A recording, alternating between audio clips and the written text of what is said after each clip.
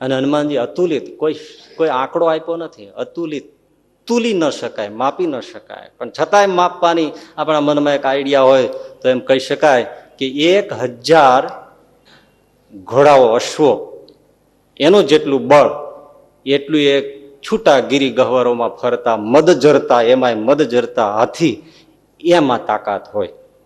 1000 ઘોડાની તાકાત, બળ ભેળું કરો એટલું એક મદ જરતા હાથીમાં તાકાત. એવા 10,000 હાથી મદ જરતા ભેળા કરો એટલી બળ તાકાત ઇન્દ્રના ઐરાવત હાથીમાં છે. અને એવા 1 લાખ ઐરાવત હાથીનું બળ ભેળું કરો એટલું બળ એકલા ઇન્દ્રમાં છે. અને એવા 10 લાખ ઇન્દ્રનું બળ ભેળું કરો એટલું બળ દધીચી ઋષિના હાડકામાંથી બનેલા વજ્રમાં છે. 10 લાખ ઇન્દ્રની ભુજાઓનું બળ એ દધીચી ઋષિના કેડના અસ્થિમાંથી બનેલું વજ્ર, એમાં તાકાત છે. કેટલા? 10 લાખ.